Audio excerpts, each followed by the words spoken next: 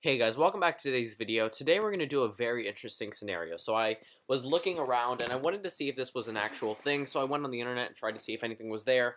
There wasn't that much really, so I decided to make my own video about it. This is essentially going to be the 2018 Senate if it was a Hillary Clinton presidency. We all know that the 2018 Senate is supposed to be supposedly a bloodbath for Democrats, considering they have a number of seats up in a lot of Trump states.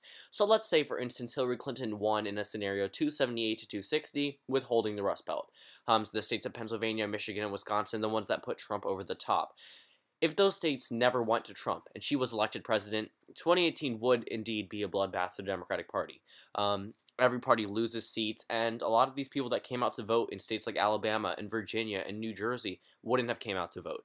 And I'm going to be doing a governor prediction as well with the same exact thing coming up soon, but essentially it's just going to be 2018 Senate if Hillary Clinton was elected president. So we're going to start off with more obvious states. We know Washington and California are probably not going to flip, Hawaii included, Maryland, even with the Republican wave. New Jersey, actually, I don't want to touch just yet. We have Bob Menendez up there. Michigan, we have Warren. Even though it could be an off year for Democrats, they're not going to lose. Bernie's not going to lose in Vermont, but essentially these are all the solid Democratic states. Now for the solid Trump states, solid Republican states, pretty much all of the states that they have incumbents in right now. These would be considered safe for the Republican Party, and they would automatically have a majority. But now here comes in the harsh thinking for the Democratic Party. New York, that one should be safe blue, but going over to Minnesota, this is a state Hillary Clinton narrowly carried. With the incumbents disadvantaged during midterms, a lot of these states would be flipping to the Republican Party. So actually, I don't want to go to Minnesota just yet. But states like North Dakota, Heidi Heitkamp, 50% approval rating. That one could easily flip. Montana, John Tester at risk. Easy to flip. Indiana, this one is considered the hotly contested Democratic seat in 2018. Indiana, that one could easily flip. Going down to Florida, a state that Donald Trump carried larger than Obama carried it in 2012, where Bill Nelson was reelected, again, could flip. Everything could go against the Clinton campaign and the Hillary Clinton presidency, because this is an off year for Democrats. This is a midterm year. The incumbents always have a disadvantage, and the fact that this many Democratic seats, they should be thanking Trump for winning. They essentially saved themselves during midterms. A lot of this map really, as Chelsea Clinton said, was a blessing in disguise for Democrats to lose in 2016.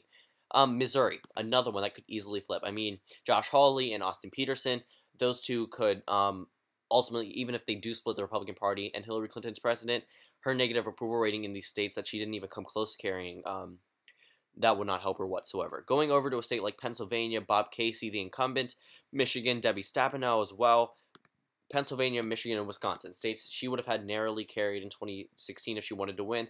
Those could easily flip. Now, the reasoning behind that is these states they did go to Trump, but Hillary Clinton, if she did win, and she did pull it off at the edge of the night, it would be by a narrow margin. A lot of these states would not have overly voted for Hillary Clinton, and with an incumbent Democrat with a Republican wave year, a lot of these states, Donald Trump carried that have Democratic incumbents.